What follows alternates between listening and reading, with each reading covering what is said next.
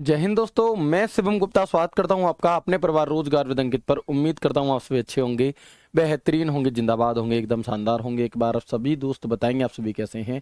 Very good morning, Radhe Radhe, जय श्री कृष्णा, जय हिंद, जय मां सरस्वती। सभी दोस्तों को सभी पार्थातिक क्लासेस जुड़ जाएंगे, बताएंगे आप सभी कैसे हैं और क्या मेरी वॉइस और वीडियो आप सभी तक प्रॉपर तरह से पहुंच पा रही है या नहीं। एक बार सभी दोस्त कंफर्म करेंगे, फिर शुरू करते हैं हम अपनी एक शानदार क्लास, अपना टॉपिक जो कि चल रहा है मेमोरी का। और आज की क्लास में ये टॉपिक आपका पूरी तरह से कंप्लीट हो चुका होगा। तो बिल्कुल एक बार सभी दोस्त जुड़ जाएंगे, बहुत बढ़िया। चले बताएंगे मेरी वॉइस और वीडियो पहुंच पा रही है आप सभी तक या नहीं। बिल्कुल, कुलदीप तिवारी जी हैं, पीके हैं, प्रदीप यादव हैं, विशु हैं, बहुत बढ़िया। जल्दी जल्दी कमेंट करके एक बार बस बता देंगे मुझे। देखो, जब आपसे कहा जाता है कि कमेंट करके बताओ तब तो आप नहीं बताते, और जब मैं आपसे मना करता हूं कि कमेंट मत करो, पढ़ लो, समझ लो, ध्यान से देख लो, तब मानोगे नहीं, है ना। चलो बहुत अच्छे, बताएंगे एक बार जल्दी से, और सभी दोस्त जल्द से जल्द क्लास से जुड़ भी जाएंगे। नीचे कर, बिल्कुल। सौरभ, प्रतीक, अभिषेक, शाहरुख, चंदन, ऋतिक, सिसोदिया, जीत, मैं बहुत अच्छा हूँ भाई, है ना। चलिए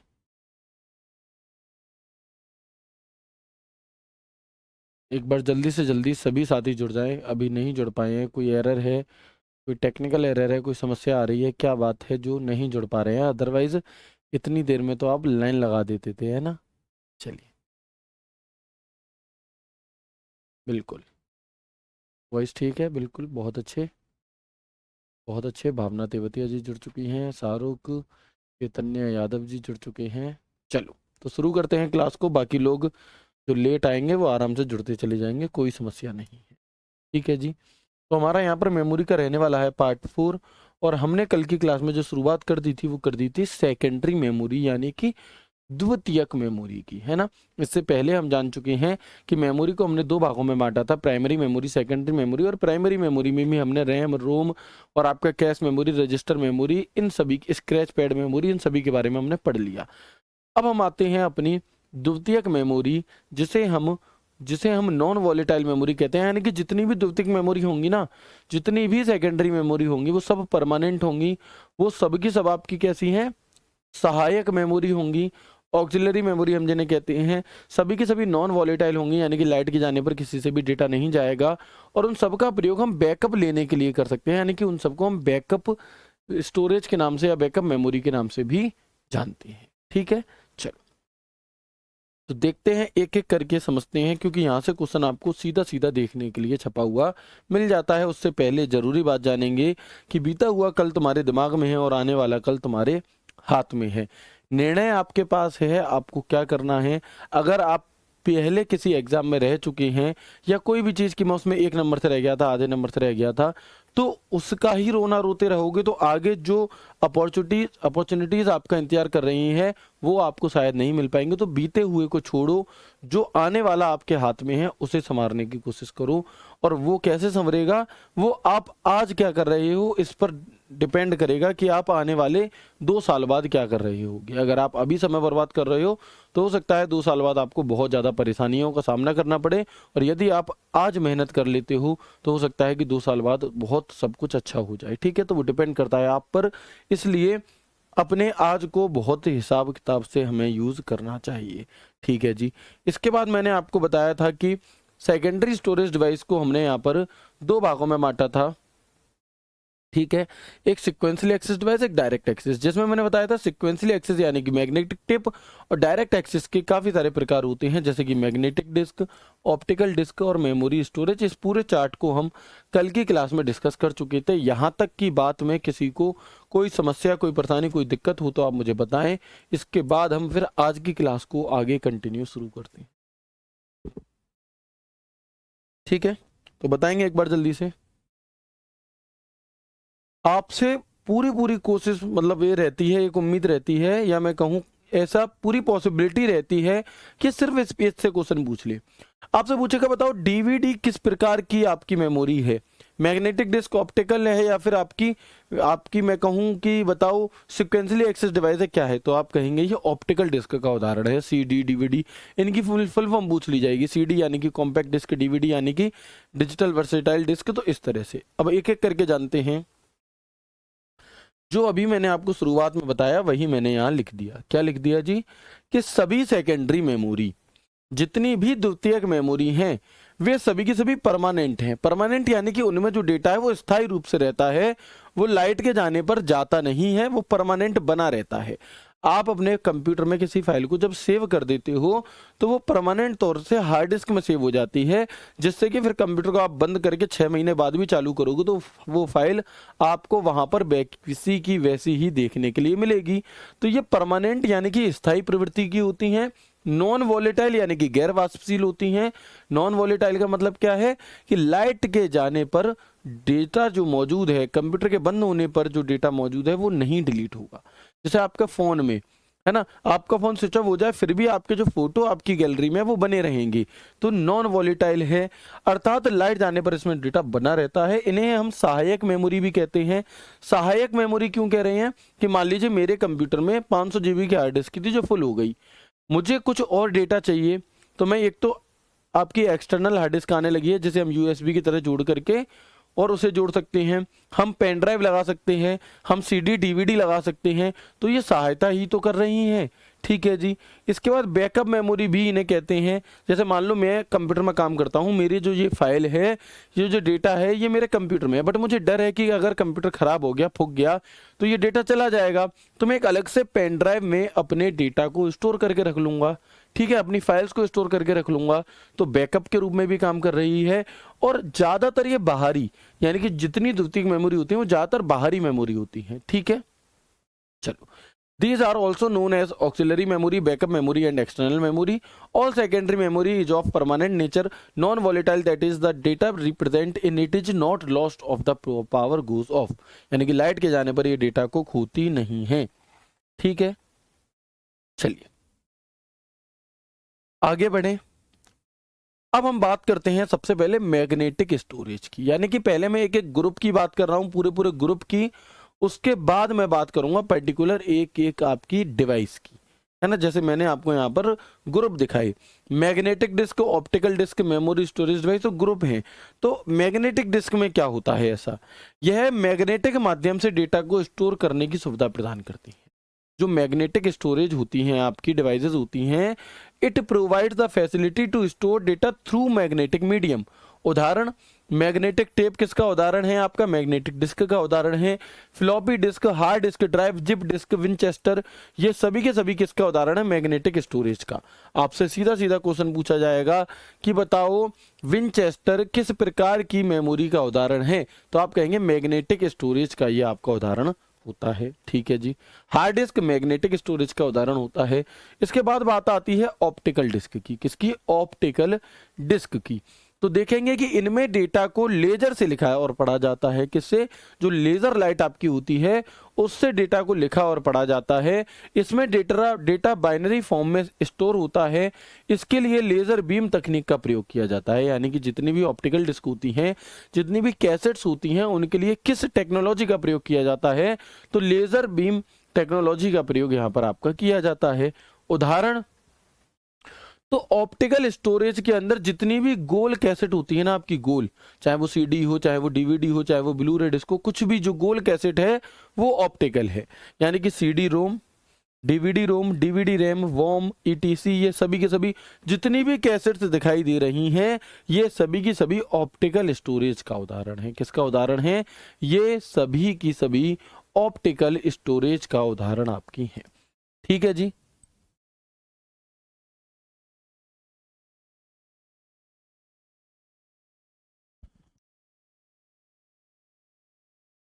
चलिए एक बार कंफर्म करेंगे मुझे यहाँ तक की सभी बातें आप सभी को क्लियर हुई या नहीं हुई, बताएंगे एक बार।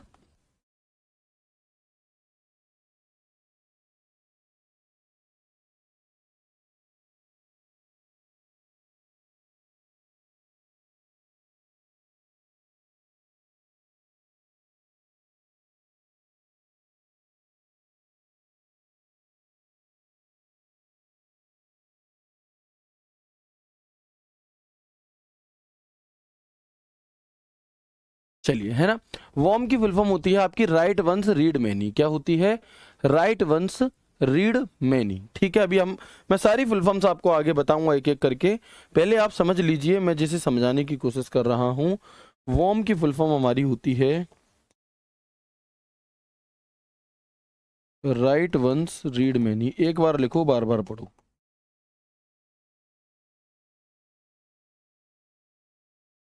ठीक है, अब आगे देखेंगे। तीसरा मैंने आपको बताया था फ्लैश मेमोरी। कौन सी है जी? Flash memory. तो यह एक सहायक मेमोरी होती है जिसे विद्युत की सहायता से, यानी कि लाइट की सहायता से कई बार मिटाया जा सकता है और पुनः प्रोग्राम या लोड भी किया जा सकता है।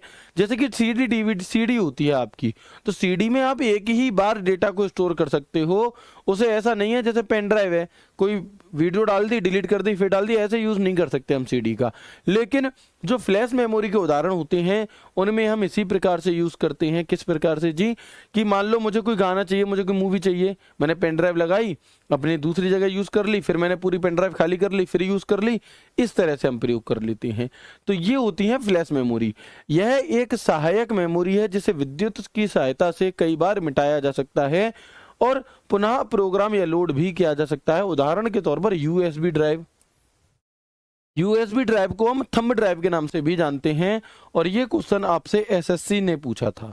एसएससी सीएचएसएल में ये क्वेश्चन पूछा गया था आपसे 2023 में कि बताइए किस नाम से जाना जाता है आपका, किसे? थंब ड्राइव को किस और अन्य नाम से जाना जाता है? तो पेन ड्राइव भी हम इसे कहते हैं।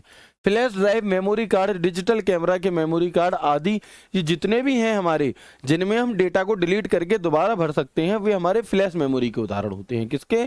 फ्लैश मेमोरी के। जैसे पेन ड्राइव हो गई हमारी, ठीक है, मेमोरी कार्ड हो गया, आप मेमोरी कार्ड भरवा लेते हो, खाली कर लेते हो, डिलीट कर लेते हो, फिर उसमें डेटा भरवा लेते हो। डिजिटल कैमरा के कार्ड होते हैं, लैपटॉप में हमारी जगह होती है, फोन में, ये सभी फ्लैश मेमोरी के उदाहरण हमारे होते हैं। ठीक है, डिजिटल कैमरा का जो मेमोरी कार्ड होता है वो सभी चीजें। तो ये यहाँ पर हमने तीन बातें आपको बताई। क्या क्या? मैग्नेटिक स्टोरेज वे हैं जो मैग्नेटिक माध्यम से डेटा को स्टोर करके रखते हैं। यहाँ पर नाम आता है मैग्नेटिक टेप का, फ्लॉपी डिस्क का, हार्ड डिस्क का, विंचेस्टर आदि का। ऑप्टिकल स्टोरेज में जितनी भी कैसेट्स हैं वो आ जाएंगी। और फ्लैश मेमोरी के अंदर हमारी पेन ड्राइव और मेमोरी कार्ड ये आ जाते हैं। अब हम एक एक करके बात करते हैं कि कौन कौन सी डिवाइसेस, कौन कौन से उपकरण, कौन कौन सी यहाँ पर मेमोरी है, कौन कौन सी ड्राइव है आपकी यहाँ पर जो आपकी सेकेंडरी मेमोरी है। तो सबसे पहले नाम आता है हमारा यहाँ पर फ्लॉपी डिस्क का, जिसे हम एफडीडी भी कहते हैं। और ये क्वेश्चन भी आपसे एसएससी ने पूछा कि बताओ एफडीडी का पूर्ण रूप क्या है। एफडीडी से आप क्या समझते हैं? तो आप कहेंगे एफडीडी से हम समझते हैं भैया फ्लैश, क्या है, सॉरी, एफडीडी से हम समझते हैं फ्लॉपी डिस्क ड्राइव। क्या है? Floppy disk drive. एफडीडी की फुल फॉर्म होती है फ्लॉपी डिस्क ड्राइव। ठीक है, floppy disk drive. Floppy disk को किस और अन्य नाम से भी जाना जाता है? तो फ्लॉपी डिस्क को हम फ्लॉपीज या डिस्केटीज भी कहते हैं। क्या कहते हैं? फ्लॉपी डिस्क को हम फ्लॉपीज और डिस्केटीज भी कहते हैं। इसका आविष्कार कब हुआ था? तो 1971 में एलन सुग्रात ने किया था और ये आईबीएम कंपनी के थे। कहाँ के थे? आईबीएम कंपनी जो है आपकी, इंटरनेशनल बिजनेस मशीन, उसमें कार्यरत थे ये आपके। और इन्हीं की टीम ने, एलन सुग्रात की टीम ने इसे बनाया था फ्लॉपी डिस्क यानी कि एफडीडी को। लेकिन क्वेश्चन यहां से नहीं आता, यहां से नहीं आता। क्वेश्चन में जो बताऊंगा सिर्फ वहीं से आता है। और क्या आता है समझिएगा। ये 3 साइज की आती थी फ्लॉपी डिस्क। कितने साइज की? 3 साइज की। कौन कौन सी? तो फ्लॉपी डिस्क 3 प्रकार की होती हैं। एक होती थी 8 इंच की, एक होती है 5.25 इंच की, और एक होती है 3.5 इंच की। 8 इंच की फ्लॉपी डिस्क में कितना डेटा आता था? 80 KB। 5.25 इंच की फ्लॉपी डिस्क में कितना डेटा आता था? 360 से 1.2 MB। और 3.5 इंच की फ्लॉपी डिस्क में कितना डेटा आता था? 730 KB से 1.44 MB का डेटा। आप कहेंगे सर लेकिन आपने ये तो बताया ही नहीं कि क्वेश्चन कहां से आएगा। तो भाई मेरे लिख लो, नोट डाउन कर लो, इंपॉर्टेंट टिक कर लो। क्वेश्चन आएगा ये, आपसे पूछा जाएगा 3.5 ऐसे ना लिख करके ऐसे लिखेगा वो, 3 सहित 1/2। 3 सहित 1/2 इंच की फ्लॉपी डिस्क में कितना डेटा आता है? तो 730 KB ऑप्शन में नहीं मिलेगा, ये मिलेगा 1.44 MB, क्योंकि मैक्सिमम वाली बात आती है। 1.44 MB मोस्ट इंपॉर्टेंट आपके एग्जाम के दृष्टि से। ठीक है, यही क्वेश्चन पूछा जाता है।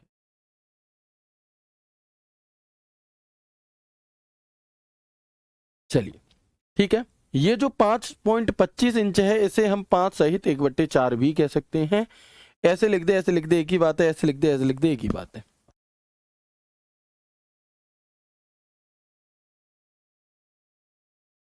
ठीक है जी। चलिए, इंडेक्स होल शब्द का संबंध किससे है, तो वो भी फ्लॉपी डिस्क से ही है। अगर आपसे पूछे इंडेक्स होल शब्द का संबंध किससे है, तो वो भी हमारा यहाँ पर फ्लॉपी डिस्क से ही होता है। ठीक है जी, आप देख सकते हैं फ्लॉपी डिस्क। लेकिन आपके मन में एक बात चल रही होगी, आपके मन में एक बात चल रही होगी कि सर 1.44 MB डेटा, इतना कम, इतने कम के लिए इतना सारा ठटकरम, है ना। तो देखो समझो, ये बात हो रही है 1970 की, 71 की। ठीक है, उस समय पर कंप्यूटर और ये सब चीजें क्या है कि आपकी चलने की उसमें थी, है ना। उस समय पर ये सभी चीजों का आविष्कार किया जा रहा था धीरे धीरे। तो उस टाइम पर डेटा इतनी बड़ी मात्रा में नहीं होता था जितनी बड़ी मात्रा में आज होता है।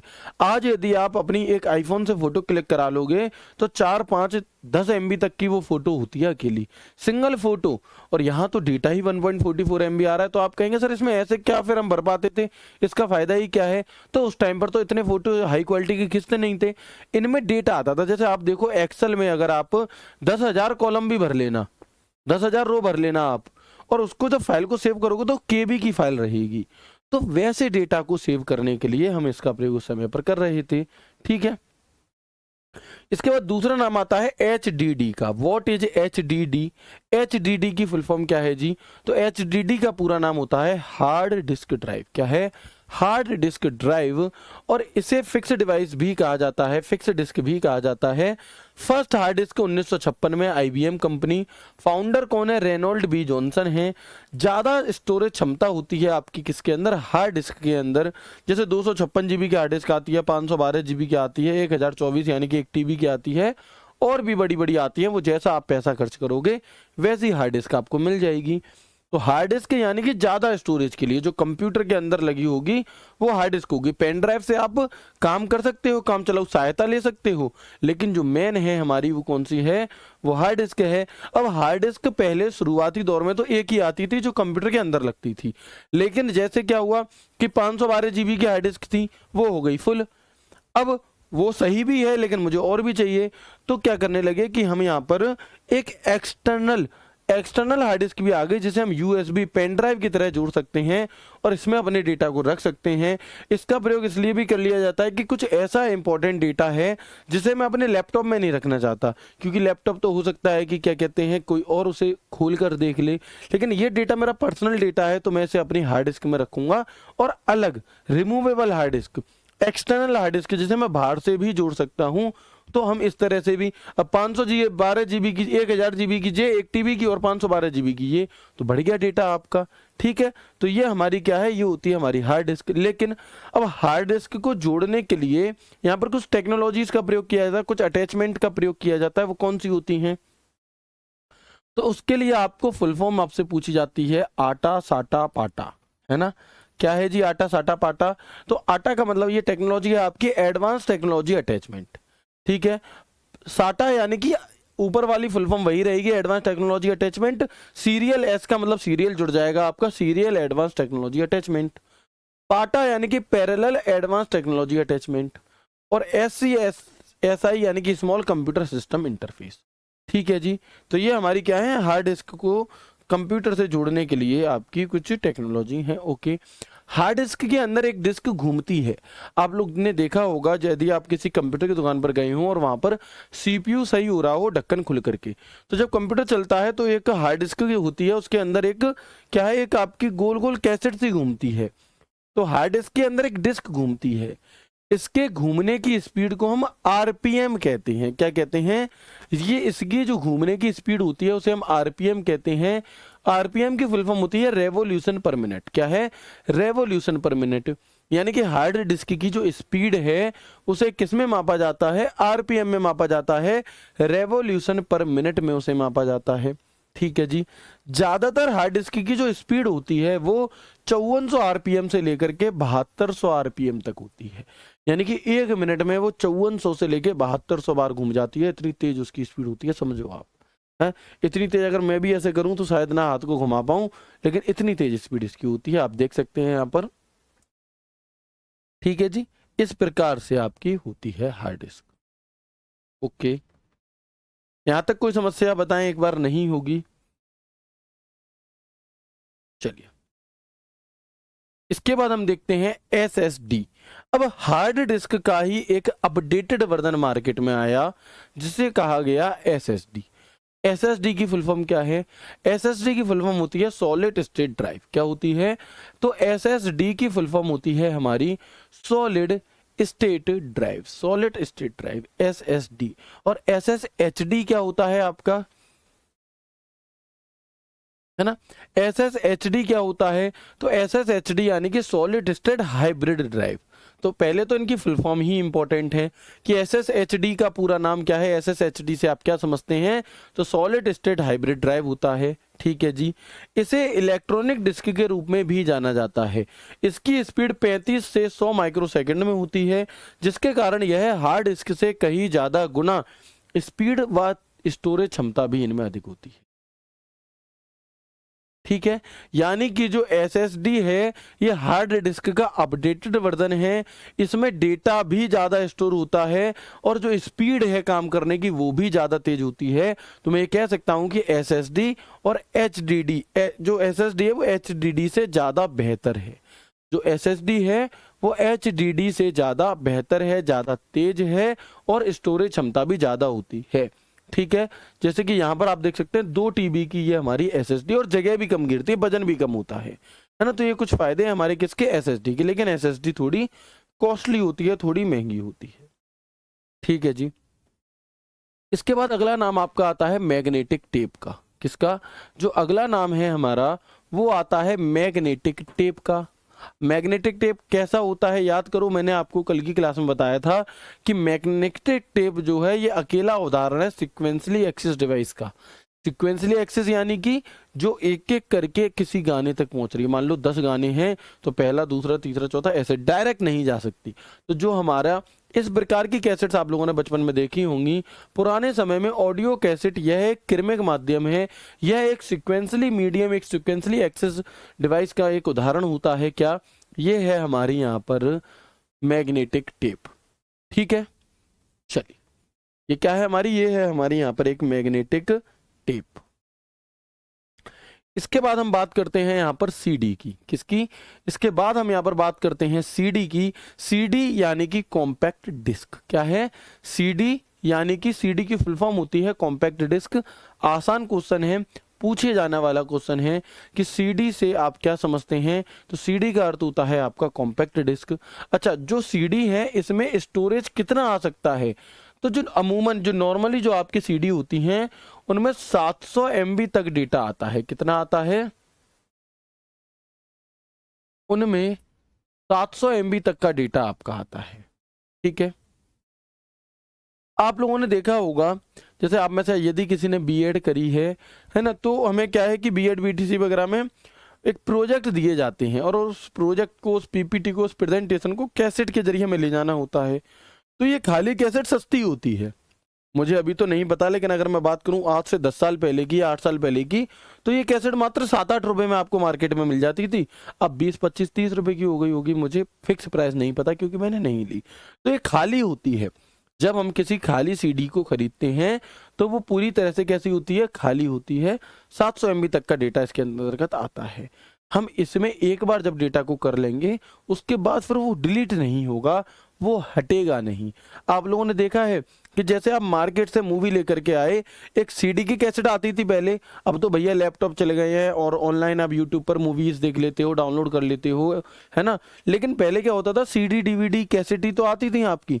अब मान लो आप मूवी लेकर के आए, दिल जले की कैसेट लेके आए, ठीक है।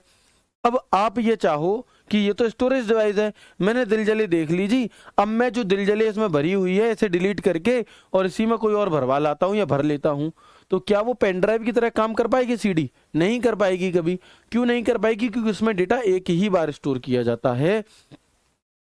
तो ये हमारी 700 MB 3.6 mm लाइन स्पेस और 1.2 mm थिकनेस होती है इसकी। थिकनेस यानी कि जो ऐसी वाली जैसे ये है तो इसकी ये थिकनेस होगी, ठीक है। तो थिकनेस कितनी होती है किसी सीडी की 1.2 mm, और लाइन स्पेस यानी कि जो कोई भी डीवीडी कितना डेटा स्टोर करेगी वो डिपेंड करेगा लाइन स्पेस पे। तो 3.6 mm लाइन स्पेस इसमें होता है। डायमीटर, ये क्वेश्चन आपसे पूछा गया एसएससी सीएचएसएल मेंस 2023, यानी कि 2023 में जो 2022 वाला सीएचएसएल का मेंस हुआ था सबसे पहले उसमें 15 सवाल आपसे पूछे गए थे। उसमें सबसे पहले 15 सवाल पूछे गए थे। 15 सवाल आते हैं आपके सीएचएसएल के मेंस में कंप्यूटर के। तो वहां पर यह सवाल आपसे पूछा गया था कि बताओ किसी सीडी डीवीडी का जो डायमीटर होता है, जो व्यास होता है, वो कितना होता है। तो अगर सेंटीमीटर में पूछे तो आप 12 सेंटीमीटर बताएंगे, और अगर एमएम में पूछे तो आप 120 mm बताएंगे। ठीक है, बिल्कुल। फाउंडर ऑफ सीडी डीवीडी किसे कहेंगे हम? तो जेम्स रसेल को हम यहाँ पर फाउंडर ऑफ सीडी डीवीडी कहते हैं। ठीक है, लेकिन हुआ क्या कि जैसे 700 MB थोड़ा कम पड़ जाता था। अब मान लो मुझे कोई एक मूवी चाहिए, दिल जले या कोई भी XYZ, तो वो मूवी तो मैं एक कैसेट में ला सकता हूँ, लेकिन शादी की कैसेट जब बनी तो शादी की कैसेट बनी तो भैया क्या है कि एंगेजमेंट की अलग वीडियो रिकॉर्डिंग करवाई किसी ने, लगन की अलग करवाई, और फिर फेरों की अलग करवाई, विदाई की अलग करवाई, तो डेटा बहुत ज़्यादा हो गया, है ना। अब जब ज्यादा डेटा हो गया तो क्या होने लगा कि भैया 3-3 4-4 पार्ट बनने लगे, 8-8 पार्ट बनने लगे। तो फिर आई डीवीडी, क्या है, इसी का अपडेटेड वर्जन आया, ज्यादा स्टोरेज क्षमता के साथ आई डीवीडी। तो पहले हम सीडी को पढ़ लें, फिर हम डीवीडी की तरफ चलेंगे। फुल फॉर्म पूछी जाती है, सीडीआर की फुल फॉर्म क्या है? सीडीआर की फुल फॉर्म आपकी क्या होती है? तो सीडीआर की फुल फॉर्म होती है compact disk recordable. Compact disk recordable. CDRW की फुल फॉर्म क्या होती है? तो कॉम्पैक्ट डिस्क रीराइटेबल, यानी कि इसे दोबारा भी राइट किया जा सकता है। एक होती है CD-ROM, यानी कि compact disk read only memory. अच्छा, ये जो CD DVD होती हैं, जो ये प्लास्टिक की बनी होती हैं, तो वो कौन सी प्लास्टिक की बनी होती हैं? ये क्वेश्चन भी है भैया। ये जो CD DVD हैं, आपने देखा होगा, नहीं मेरी दिल जले बिल्कुल भी फेवरेट नहीं है, जो दिमाग में आ जाए उदाहरण वो मैंने दे दिया, ठीक है। तो जैसे सीडी आपने देखा होगा, इसके पीछे क्या होती है आपकी, ये ऐसे लाइट आती है, तो ये प्लास्टिक अलग होती है थोड़ी। कौन सी प्लास्टिक होती है? पॉलीकार्बोनेट प्लास्टिक होती है। कौन सी? सीडी डीवीडी में प्रयोग की जाने वाली प्लास्टिक कौन सी है? पॉलीकार्बोनेट प्लास्टिक है। लेजर बीन लाइट से इसमें लिखा जाता है। सीडी रोम को हम ऑप्टिकल डिस्क के नाम से भी जानते हैं, और सीडी रोम को वॉर्म डिस्क भी कहते हैं, यानी कि राइट वंस रीड मेनी। रोम रोम जब मैंने आपको पढ़ाया था तो मैंने बताया था कि रोम की जो प्रॉपर्टी है वो ऐसी होती है, राइट वंस रीड मेनी, एक बार लिख दो बार बार पढ़ो, उसमें चेंज नहीं होता। तो वैसे ही सीडी रोम वॉर्म डिस्क भी हम इसे कहते हैं, और ये आपकी ऑप्टिकल डिस्क का भी उदाहरण हमारी होती है, ठीक है। तो ये फुल फॉर्म्स मोस्ट इंपॉर्टेंट हैं, याद रखेंगे इन्हें, है ना। ये आपको जरूर किसी ना किसी परीक्षा में आपसे टकरा सकती हैं। इसके बाद हम आ जाते हैं अपने अगले पड़ाव पर, जिसका नाम है डीवीडी। डीवीडी की फुल फॉर्म क्या होती है? सबसे पहला सवाल, डीवीडी की फुल फॉर्म क्या होती है? सबसे पहला सवाल तो देखेंगे, डीवीडी की फुल फॉर्म होती है डिजिटल वर्सेटाइल डिस्क। क्या होती है? Digital versatile disk. अगर वर्सेटाइल नहीं मिले ऑप्शन में तो ही आप वीडियो के साथ जा सकते हो, अदरवाइज वर्सेटाइल डिस्क ही आपको लगानी है। डीवीडी दो प्रकार की होती हैं।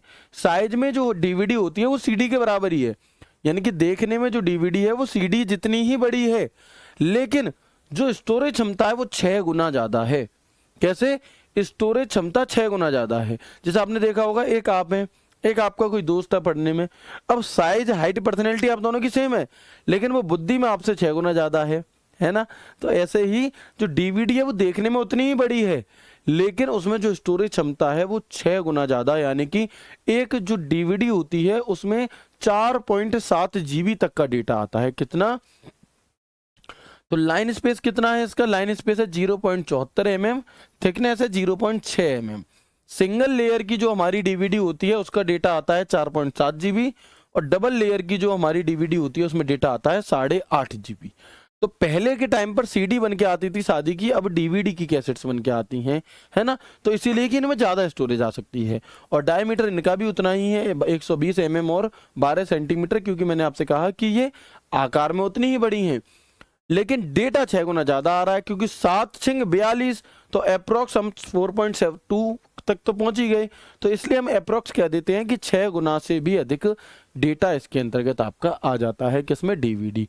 डीवीडी डिजिटल वर्सेटाइल डिस्क दो प्रकार की है, single layer, double layer. Single layer में 4.7 GB डेटा और डबल लेयर में 8.5 GB डेटा। इसके अंदर जो डायमीटर है इसका वो 120 mm या 12 सेंटीमीटर का होता है। ठीक है, कोई दिक्कत, कोई परेशानी, कोई समस्या यहाँ तक हो तो आप मुझे बताएं, फिर हम आगे बढ़ते हैं, है ना। कोई दिक्कत परेशानी समस्या तो नहीं है यहाँ तक आप लोगों को?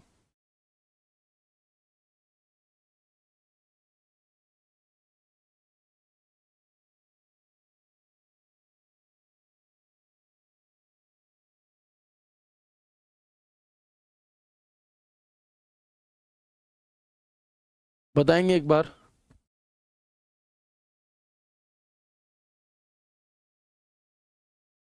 बहुत बढ़िया। देखो, एक भाई कह रहे हैं कि सर क्लास 1 घंटे की लिया करो। भाई मेरे क्लास डिपेंड करती है कि आप कौन सा टॉपिक पढ़ने वाले हैं, है ना। आप कौन सा टॉपिक पढ़ रहे हैं, उस टॉपिक में कितनी स्लाइड्स हैं और कितना आपको समझ में आ जाएगा, इस बात पर डिपेंड करता है कि क्लास कितनी देर की रहेगी। ठीक है, अब जैसे आपका जो टॉपिक है ये आधा रह रहा था, ठीक है। अब कल की क्लास में अगर मैं इसे खत्म करता तो आपके दिमाग से ओवरफ्लो हो जाती चीजें, इसलिए कल छुट्टी रखी गई। अब आज की क्लास में टॉपिक ज्यादा बचा ही नहीं है, मैं इसे 1 घंटे की करने के चक्कर में मैं इसे बहुत बढ़ा दूं, इसमें फालतू का डेटा आपको दे दूं, वो भी किसी काम का नहीं है। कोई टॉपिक ऐसा है जो समझने में बड़ा आनंद देगा आपको, तो उसे आप 2 घंटे भी लगातार कंप्यूटर पढ़ सकते हो, कोई समस्या नहीं आएगी और मैं पढ़ा भी दूंगा। लेकिन कोई क्लास ऐसी है जो आपको समझ में ही बहुत कम आएगी, है ना। यदि कोई क्लास ऐसी है जो मुझे पता है कि आपको 35 मिनट में ही आपके सर में दर्द होने लगेगा, तो उस कंडीशन पे हम क्या करेंगे, है ना, उस कंडीशन पे फिर हम छोटी क्लास रखेंगे। तो क्लियर है यहाँ तक? एक बार बताएंगे सभी दोस्त, यहाँ तक की बातें क्लियर हैं? वेरी गुड, है ना। तो इसलिए भाई छोटी क्लास बड़ी क्लास वो डिपेंड करता है कि हम पढ़ने क्या वाले हैं। ठीक है, चले आगे बढ़ेंगे। एट दी एंड हमारा जो टारगेट है वो ये है कि आपको चीजें समझ में आनी चाहिए। ऐसा नहीं है कि मैं 1 घंटे पढ़ा करके चला गया और आपको कुछ समझ में ही नहीं आया, उससे कोई फायदा नहीं है। जितना पढ़े एटलीस्ट उतना समझ में आए। ठीक है, इसके बाद अगली है आपकी ब्लू रे डिस्क। क्या नाम है जी? अगला है आपका जिसका नाम है हमारा यहाँ पर ब्लू रे डिस्क। तो ब्लू रे डिस्क को हम बीडी भी कहते हैं, है ना। क्या कहते हैं? बीडीआर भी कहते हैं। बीडीआर कौन सी? वो नहीं है बीडी जलाई ले जिगर से पिया, वो बीडी नहीं है ये बीडी यानी कि सीडी डीवीडी के भी पापा, इन दोनों से भी ज्यादा स्टोरेज रखने वाली बीडी यानी कि ब्लू रे डिस्क। तो एचडी वीडियो सेव करने के लिए यानी कि बहुत ज्यादा डेटा की वीडियोस को सेव करने के लिए एचडी यानी कि हाई डेफिनेशन डीवीडी की तुलना में ये 5 गुना अधिक डेटा स्टोर करती है। यानी कि डीवीडी सीडी की तुलना में 6 गुना ज्यादा और ये डीवीडी की तुलना में भी 5 गुना ज्यादा डेटा को स्टोर करती हैं। सिंगल लेयर डेटा की जो होती हैं वो 25 GB डेटा स्टोर करती हैं और डबल लेयर की 50 GB तक का डेटा स्टोर कर सकती हैं। इसका भी जो डायमीटर है वो 120 mm या मैं कहूं 120 mm या 12 सेंटीमीटर होता है। ठीक है, चले ठीक है जी, इतनी बात याद रख पाएंगे? Very good. इसके बाद आप देखेंगे फ्लैश मेमोरी। फ्लैश मेमोरी वे डिवाइस होती हैं जिनमें डबल ईपी रोम लगी होती है। मैं देखना चाहूंगा कि आप में से कितने दोस्त ऐसे हैं जो डबल ईपी रोम की फुल फॉर्म मुझे बताएंगे। आप में से कितने मेरे प्यारे साथी ऐसे हैं जो डबल ईपी रोम की फुल फॉर्म एक झटके में बता देंगे? उन्हें सोचने के लिए भी समय नहीं चाहिए, उनके जबान पर रखी हुई है ये फुल फॉर्म। बताओ क्या होगी?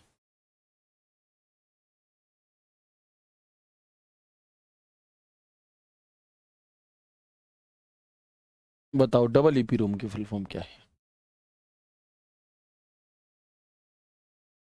और ये फुल फॉर्म आपसे पूछी जा सकती है, इसलिए मैं इस पर ज़्यादा फोकस कर रहा हूँ। बताएंगे क्या होगी डबल ईपी रोम की फुल फॉर्म?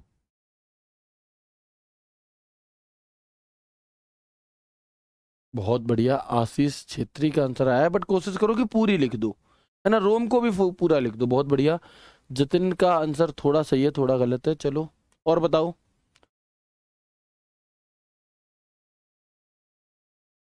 और दोस्त बताएंगे, क्योंकि देखो अगर आप, बहुत बढ़िया, सबसे पहले आया निर्मल कुमार का, गलत है लेकिन चलो कोई बात नहीं। चावड़ा जी का बहुत अच्छा आया है, बहुत बढ़िया। नितिन कुमार का बहुत अच्छा आंसर आया है, कंप्लीट वो। और जो भी लोग रिकॉर्डेड देखेंगे और यदि उन्हें अपने मन में वो सोच लें कि अगर आप पूरा नाम ले पा रहे हो, इसका मतलब मैं आपका भी नाम ले रहा हूँ, आप अच्छा कर रहे हो। भावना तेवतिया जी का आंसर सही है, आशीष छेत्री जी का सही है, ऋतिक सिसोदिया जी का सही है, विशाल का सही है, वेरी गुड। ठीक है, चलो तो हम देखेंगे यहाँ पर इलेक्ट्रिकली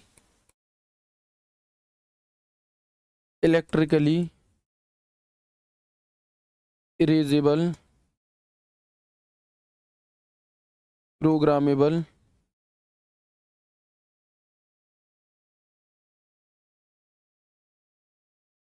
रीड ओनली मेमोरी।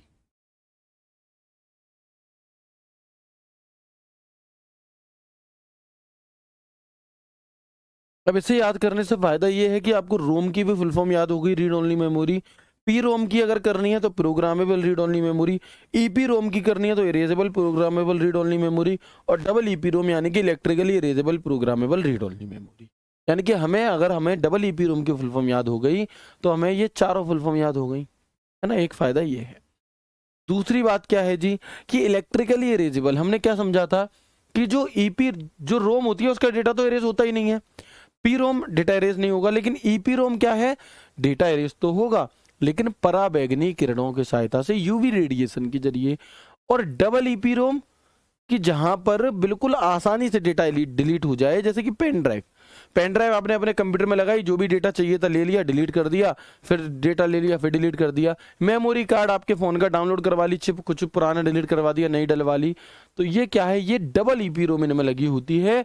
तो वे डिवाइसेस जिनमें डबल ईपी रोम लगी होती है, जिससे डेटा हम बहुत आसानी से डिलीट कर सकते हैं, वो फ्लैश डिवाइस होती है, फ्लैश मेमोरी होती है। उदाहरण, पेन ड्राइव, डिजिटल कैमरा का मेमोरी कार्ड, यूएसबी ड्राइव जिसे हम थंब ड्राइव या फ्लैश ड्राइव भी कहते हैं, मेमोरी कार्ड आदि, ये सभी के सभी हमारे फ्लैश मेमोरी के ही उदाहरण हैं।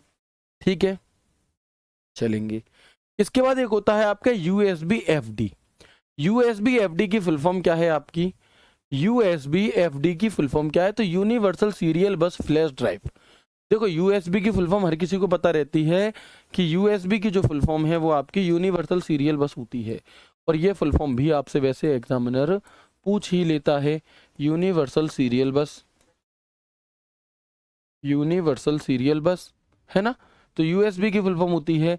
लेकिन यूएसबी एफडी क्या होती है आपकी, यूनिवर्सल सीरियल बस फ्लैश ड्राइव। यूनिवर्सल सीरियल बस फ्लैश ड्राइव होती है हमारी यूएसबी एफडी की फुल फॉर्म।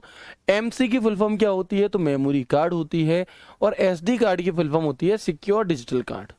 ठीक है, चलें। इसके बाद हम आते हैं वर्चुअल मेमोरी की तरफ। किसकी तरफ, इसके बाद हम आते हैं, एक हमारी वर्चुअल मेमोरी भी होती है। यहाँ तक हमने अपनी सेकेंडरी मेमोरी में सभी चीज़ों के बारे में जान लिया, जितना आपका एग्जाम की दृष्टि से, एग्जाम के पॉइंट ऑफ व्यू से जरूरी हो सकता है, उन सभी बातों को हमने समझ लिया। अब हम आते हैं अपनी वीएम। तो वीएम का पूरा नाम क्या है, वीएम का पूर्ण रूप होता है वर्चुअल मेमोरी। इसे हम हिंदी में आभासी मेमोरी भी कहते हैं, इसे हम आभासी मेमोरी भी कह देते हैं, है ना। इसे हम आभासी मेमोरी भी कह देते हैं, वर्चुअल मेमोरी यानी कि आभासी मेमोरी। ठीक है, कोई बात नहीं, आगे देखेंगे। वर्चुअल मेमोरी मेन मेमोरी की कैपेसिटी को इंक्रीज करती है। और मेन मेमोरी कौन सी थी, यानी कि रैम। तो जो वर्चुअल मेमोरी है, जो आभासी मेमोरी है, ये रैम की कैपेसिटी को इंक्रीज करती है। वर्चुअल मेमोरी हार्डवेयर व सॉफ्टवेयर की सहायता से काम करती है। जब भी रैम पर अधिक लोड होता है तब ऑपरेटिंग सिस्टम वर्चुअल मेमोरी का प्रयोग करता है। यह सपोर्टिंग मेमोरी के रूप में कार्य करती है और इसे आभासी मेमोरी भी कहते हैं, क्योंकि यह आभासी मेमोरी प्रदान करती है।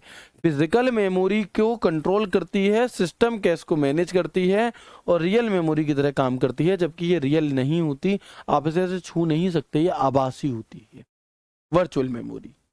ठीक है, लेकिन यहां पर बात कुछ कम समझ में आई तो मैंने इसे तोड़ दिया छोटे छोटे भागों में।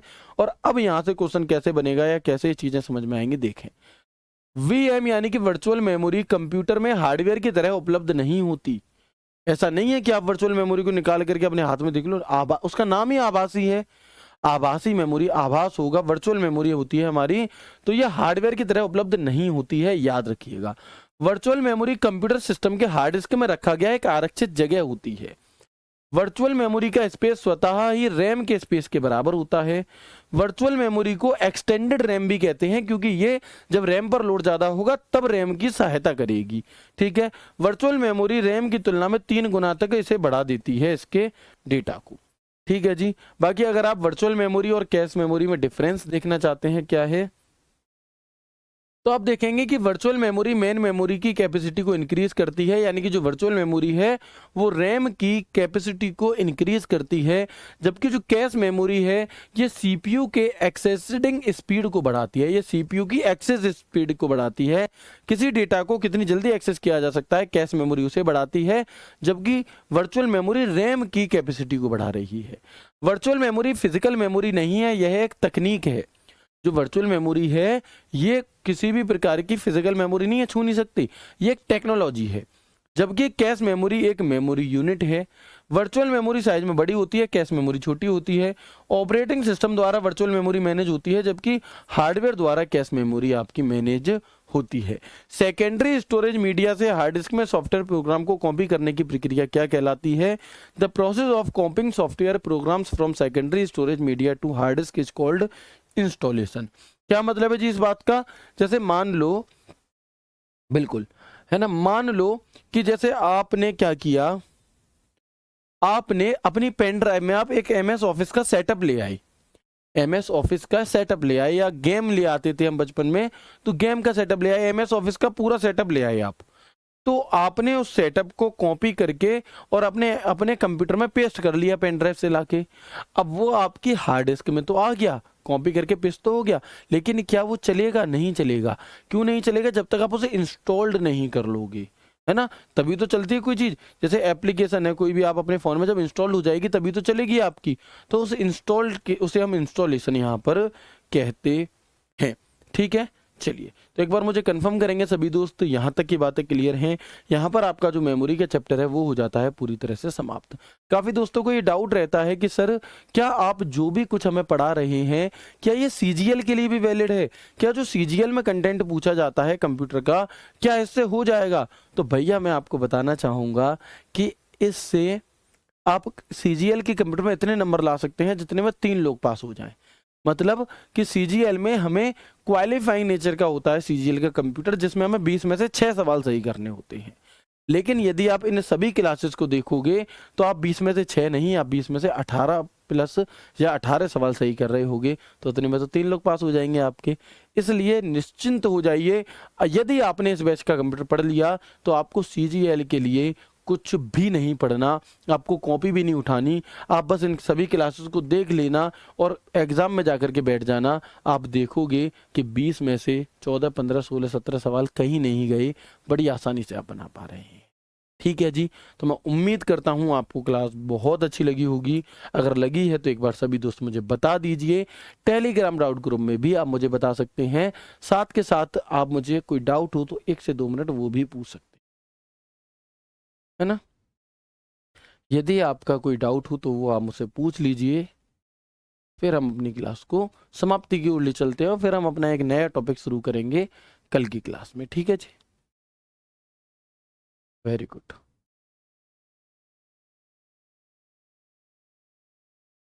बिल्कुल, नमस्कार भाई।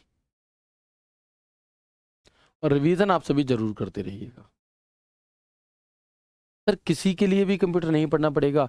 भाई किसी के लिए तो मैं नहीं कह सकता, बट हाँ मैं ये कह सकता हूँ कि जो नॉर्मली कॉम्पिटिटिव एग्जाम होते हैं जिसमें कंप्यूटर की कोई स्पेशल आपसे क्वालिफिकेशन ना मांगी हो, फिर आपको नहीं पढ़ना पड़ेगा। चाहे वो एनटीपीसी में आए, चाहे एनटीपीसी में ही पेपर आता है, एएलपी में भी आपका टेक्नीशियन में आ रहा है आपका कंप्यूटर, है ना, या और किसी भी एग्जाम में 2-4 क्वेश्चन आ जाते हैं, तो आपको बिल्कुल भी नहीं पढ़ना पड़ेगा। लेकिन कुछ ऐसे एग्जाम्स जो कंप्यूटर स्पेसिफाइड होते हैं, जैसे कंप्यूटर ऑपरेटर, और वो नाम ही कंप्यूटर ऑपरेटर है भैया, तो उसके लिए फिर पढ़ना पड़ेगा, क्योंकि वहाँ पर 80 नंबर का कंप्यूटर आता है। है ना। ऐसे ही और बहुत सारी पोस्टें आपकी होती हैं जो स्पेशली कंप्यूटर के लिए होती हैं, तो वहाँ पर फिर थोड़ी चीज़ें और पढ़नी पड़ेंगी, लेकिन उसमें भी आपका 60-70% यहाँ से ही कवर हो जाएगा। बहुत सारे बच्चे पेपर देते हैं JSA का, EMRS का, वो सब यहाँ से हो जाएगा कंप्लीट, आपको कुछ भी नहीं करना पड़ेगा। ठीक है, तो मैं उम्मीद करता हूँ आपको क्लास बहुत अच्छी लगी होगी। मिलते हैं कल की क्लास में एक नए एक शानदार सेशन के साथ। तब तक के लिए राधे राधे, जय श्री कृष्णा, जय हिंद।